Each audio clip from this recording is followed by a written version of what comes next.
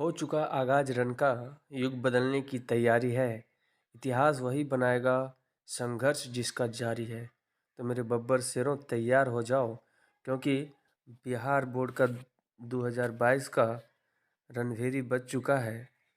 अब काउंटडाउन शुरू हो चुका है और ऐसे में अब वो विश्राम नहीं, संघर्ष की ज़रूरी है। तो तैयार हो जाइए मेरे साथ। आज हम विलियन का सॉल्यूशन करेंगे, अर्थात अगर इंग्लिश में बोले तो सॉल्यूशन का सॉल्यूशन करने जा रहे हैं। तो इस चैप्टर से जितने भी ऑब्जेक्टिव है, मैं उस सारे ऑब्जेक्टिव को आपके सामने प्रस्तुत करने जा रहा हूँ और आशा करते हैं कि इस बहुत ज़्यादा बेनिफिट होगा तुम लोगों को। तो क्योंकि जो क्वेश्चन लिए गए हैं लगभग हर टॉपिक को कवर किया गया है और उससे रिलेटेड जो भी और क्वेश्चन बन सकते हैं उसको भी हम साथ में डिस्कस करते हुए चलेंगे। तो चलिए, पहले सबसे पहली बात है, पेन और पेपर निकाल लीजिए, या फिर आप क्या कर कीजिए कि इसको नोट डाउन कर लीजिए। मैं तीन तीन क्वेश्चन एक साथ आपको दिखाते हुए चलता हूँ। तीन क्वेश्चन एक साथ दिखाऊंगा, आप पहले नोट डाउन कर लीजिए ताकि मैं सब क्वेश्चन को दिखा देता हूँ एक बार। ये टोटल 20 क्वेश्चंस हैं, तो आप स्क्रीनशॉट लेके सब क्वेश्चन को पहले नोट डाउन कर लीजिए, है ना। नोट डाउन अगर नहीं करना चाहते हैं तो आप मेरे मोबाइल नंबर पे मैसेज कीजिए। व्हाट्सएप नंबर है मेरा 7260982430। ठीक है, तो आप मेरे मोबाइल नंबर पे मैसेज कीजिए, हम आपको PDF प्रोवाइड करा देंगे। बाकी बात मैं यहाँ पे आप सबों के बीच सारे क्वेश्चन को डिस्कस करेंगे और बहुत मज़ा आने वाला है। इसमें कुछ न्यूमेरिकल्स पोर्शन भी आते हैं जिसको हम आप लोगों के बीच बताएंगे कि कैसे कौन सा न्यूमेरिकल बनना है। तो देखिए, सबसे पहला जो क्वेश्चन है हम लोग स्टार्ट कर रहे हैं कि मोलरता को व्यक्त किया जाता है, मतलब मोलरता के मात्रक को पूछा है। तो मोलरता होता है विलय के मोलों की संख्या बटे विलयन का आयतन, है ना। तो वो भी लीटर में लिया जाता है। तो मोलरता को हम लोग मोल प्रति लीटर में व्यक्त करते हैं। यहाँ थोड़ा सा मिस्टेक हो गया था, प्रिंटिंग मिस्टेक, देख लीजिए C नंबर में मोल प्रति लीटर, है ना। चलिए, अब दूसरा हम लोग देखते हैं, निम्न में कौन सा सांद्रता का पद ताप से स्वतंत्र होता है। देखिए, ताप पर वही निर्भर करता है जो आयतन पे निर्भर करता है, और इसमें हम देख रहे हैं कि मोलरता ताप पे निर्भर नहीं करता है ना। मोलरता ताप पे निर्भर नहीं करता है। क्यों नहीं करता है? तो मोलरता का जो मात्रक होता है वो होता है मोल प्रति केजी, है ना। तो मोल तो क्या है, संख्या है ना। तो संख्या तो चेंज नहीं होगा ताप के बढ़ाने से, और द्रव्यमान भी चेंज नहीं होता है। तो कुल मिला के हम ये कह सकते हैं कि इसका आंसर C होगा, मोललता। दूसरी बात कि गैस की द्रव्य विलेयता की बात करते हैं। गैस की द्रव्य विलेयता को परिभाषित करने के लिए हेनरी ने नियम दिया था, और वो नियम था P इजकल टू, हेनरी का नियम था, क्या नियम था कि P is equal to KH x, है ना। P is equal to KH x. तो हम यहाँ पे देख रहे हैं कि हेनरी के नियम ने ये दिया था कि किसी गैस की द्रव्य में विलेयता, जितना ज़्यादा प्रेशर लगेगा उतना ज़्यादा द्रव्य में गैस घुलेगा। ठीक है, चलिए, बहुत अच्छी बात है। अब हम लोग क्या करते हैं, हाँ, क्वेश्चन नंबर 4 को देखते हैं। क्वेश्चन नंबर 4 को देखते हैं। 4 में है कि 20% NaOH वेट बाय वेट घोल दिया गया है, इसका मोललता निकालना है। मोललता, तो मोललता क्या होता है, विलय के मोलों की संख्या बटे विलयन का आयतन। तो चलिए, हम इसको बना के रखे हुए हैं, उसको हम आपको समझाते हैं। चलिए, ये देखिए, है ना। तो यहाँ देखिए, क्वेश्चन नंबर 4 में 20% NaOH घोल दिया हुआ है ना। तो इसका अर्थ क्या होता है कि 20 ग्राम NaOH कितना ग्राम में, 100 ग्राम विलयन में घुला हुआ है। तो इससे ये पता चलता है कि विलय 20 ग्राम है और विलयन 100 ग्राम है। तो विलायक का मात्रा निकालना है, तो विलयन की मात्रा में विलेय की मात्रा को घटाते हैं तो टोटल 80 ग्राम आया। अब हम लोग को मोललता पूछा है, क्या पूछा है? मोललता। तो मोललता कैसे निकलेगा? तो मोललता हम लोग जानते हैं विलेय के मोलों की संख्या बटे विलायक का द्रव्यमान किसमें? केजी में। विलायक का द्रव्यमान केजी में। तो पहले हमको विलेय के मोलों की संख्या तो निकालना है, तो मोलों की संख्या हम लोग निकालने का भी फॉर्मूला जानते हैं कि विलेय का दिया हुआ भार बटे विलेय का अनुभार। तो विलेय का जो दिया हुआ भार है वो 20 ग्राम है ना। विलेय का दिया हुआ भार 20 ग्राम और विलेय मतलब NaOH का अनुभार 40 ग्राम है। तो हम विलेय का भार बटे विलेय का अनुभार करें तो हाफ मोल आता है। फिर अब हम यहाँ पे चलते हैं मोललता पे। तो मोललता पे चल रहे हैं, तो मोललता पे हम लोगों ने देखा कि विलेय के मोलों की संख्या हाफ पता हो गया। विलायक का द्रव्यमान 80 ग्राम है, बट ग्राम में तो चलेगा नहीं, केजी में बदलना पड़ेगा। तो हमने क्या किया, 1000 से डिवाइड कर दिया। कितने से डिवाइड कर दिया? 1000 से। 1000 से डिवाइड करने पे आया 25/4, जो कि होता है 6.25। जो कि मोललता निकाल रहे हैं तो हम लोग मोलल लिखेंगे, है ना। तो चलिए फिर आते हैं क्वेश्चन पे। तो कौन सा आंसर होगा? Answer number B. Answer number B हो जाएगा। अब हम लोग बात करते हैं क्वेश्चन नंबर 5 का। किसका क्वथनांक एक वायुमंडलीय दाब पर सबसे उच्च होता है? तो देखिए, प्रेशर सेम है और मोलर कंसंट्रेशन भी सबका सेम है। मोलर कंसंट्रेशन सबका देखिए 0.1 मोलर, 0.1 मोलर, 0.1 मोलर, 0.1 मोलर। तो यहाँ से तो काम चलेगा नहीं। अब होता क्या है कि जिसमें कणों की संख्या ज़्यादा होती है उसकी क्वथनांक का उन्नयन वगैरह या क्वथनांक ज़्यादा होता है। अब हम देखते हैं कि ये जो सुक्रोज है और ग्लूकोज है, सुक्रोज और ग्लूकोज क्या होगा कि ये नहीं टूटेगा। हम टूटेगा नहीं तो हम इसको एक ही अणु में रह सकता है, जबकि NaCl टूट जाता है। NaCl किस में टूटता है? NaCl टूट जाता है किस में? Na प्लस और Cl माइनस में। तो यहाँ पे दो कण में टूट जाता है NaCl, दो कण में, जबकि BaCl2 तीन कण में टूटता है। BaCl2 तीन कण में, एक Ba और दो Cl2, तो टोटल कितना हो गया? तीन कण में। तो ज़्यादा कण यहाँ पे है तो ज़्यादा क्वथनांक का उन्नयन इसका होगा, ज़्यादा क्वथनांक का उन्नयन इसका होगा, है ना, BaCl2। अब देखिए, अब हम लोग देखते हैं 27 डिग्री सेल्सियस पर 1 मोलर विलयन का परासरण दाब कितना होगा? परासरण दाब के लिए हम लोगों ने देखिए यहाँ पे बना रखे हैं। देखिए परासरण दाब क्या होता है? π = CRT। क्या है? विलयन की सांद्रता। R क्या है? गैस नियतांक है। तो C का वैल्यू दे रखा है क्वेश्चन से 1 मोलर। R का वैल्यू हमको पता होता है 0.0821 और T का वैल्यू दिया है 27 degree Celsius. But 27 degree Celsius से काम तो चलेगा नहीं। हम लोग को करना क्या पड़ेगा? हम लोग को करना पड़ेगा 27 डिग्री सेल्सियस को बदलना पड़ेगा केल्विन में। तो डिग्री सेल्सियस को केल्विन में बदलने के लिए 273 को ऐड करते हैं तो आया 300 केल्विन। और जब 300 केल्विन को मल्टीप्लाई कीजिए CRT तो आप देखिएगा कितना आता है। तो हम लोग क्या करेंगे, π = C का वैल्यू आया 1, R का वैल्यू 0.0821, 0.0821 और इंटू 300 करेंगे तो इसका अगर आप निकालिए तो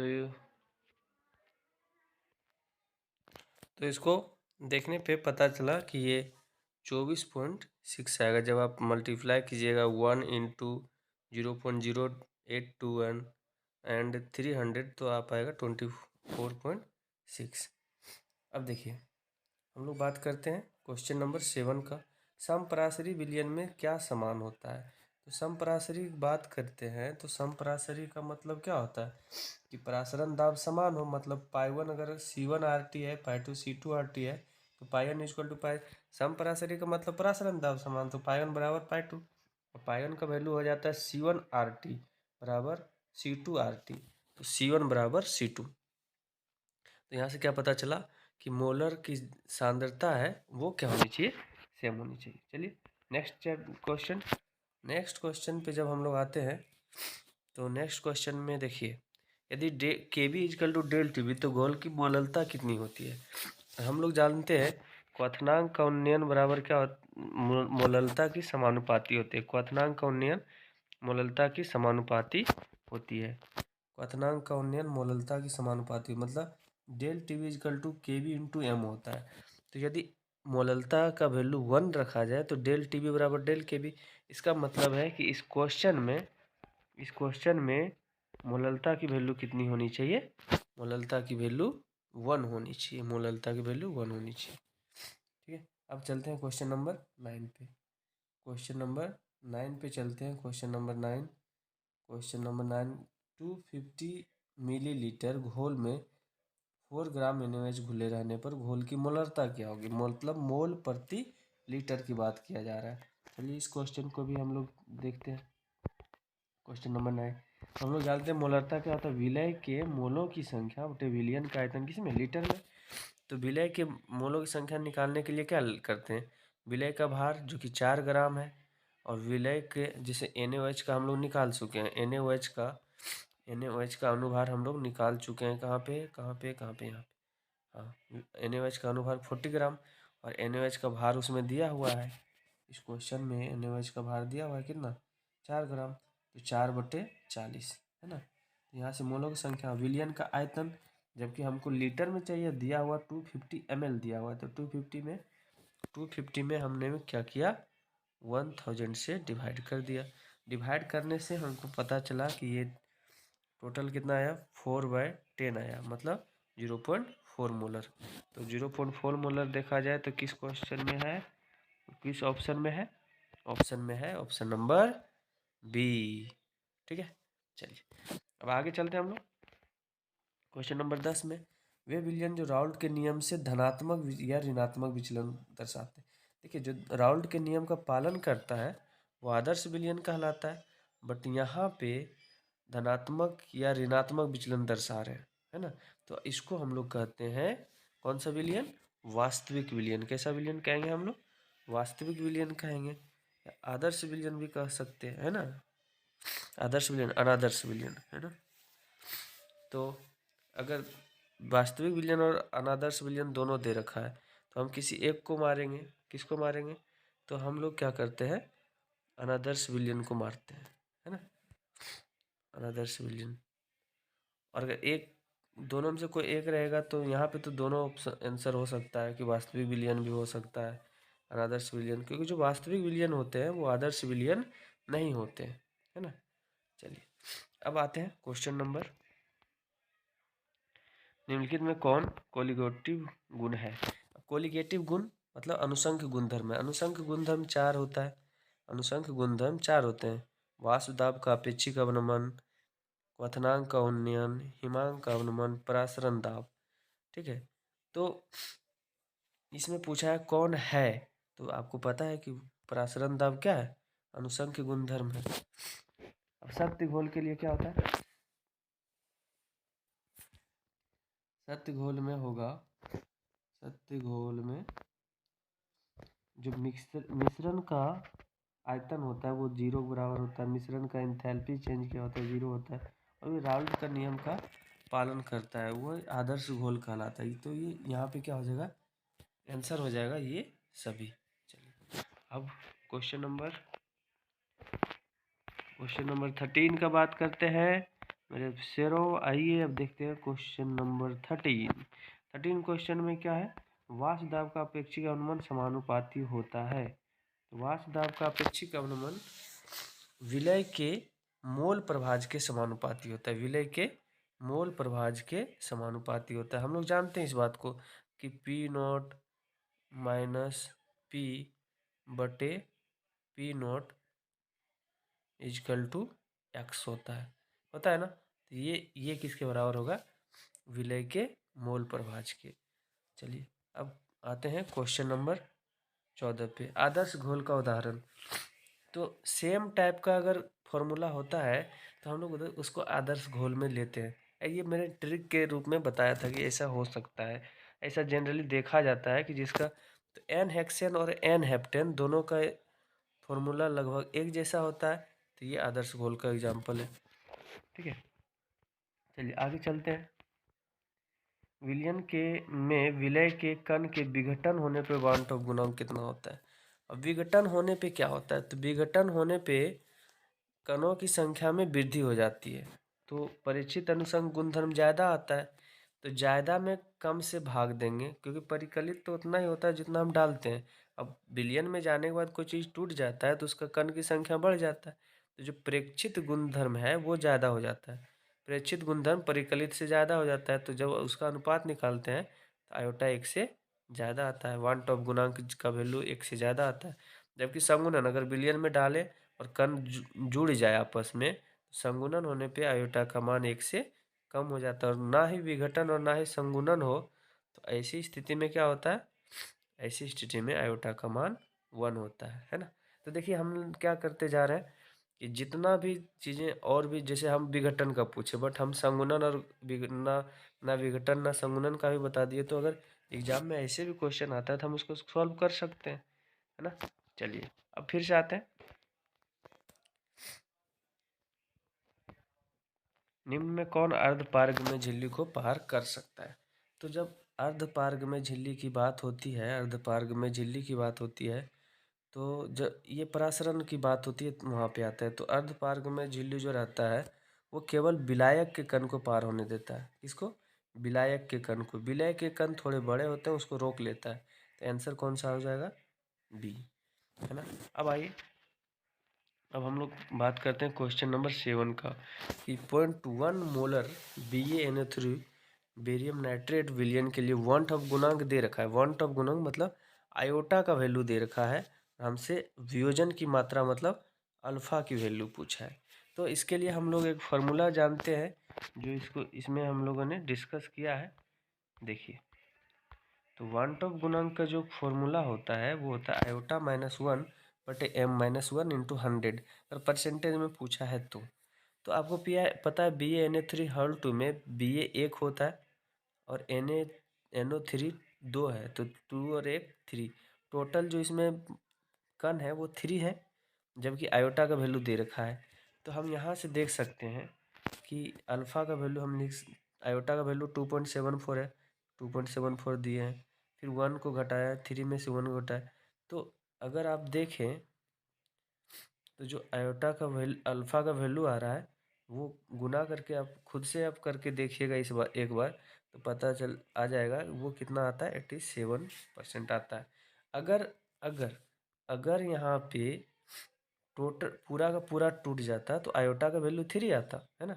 3 आता तो अल्फ़ा का वैल्यू आता 100, मतलब 100% वियोजन। लेकिन यहाँ पे 100% वियोजन नहीं हो रहा है, इसका मात्र 87% वियोजन हो रहा है। चलिए अब अगला क्वेश्चन देखते हैं।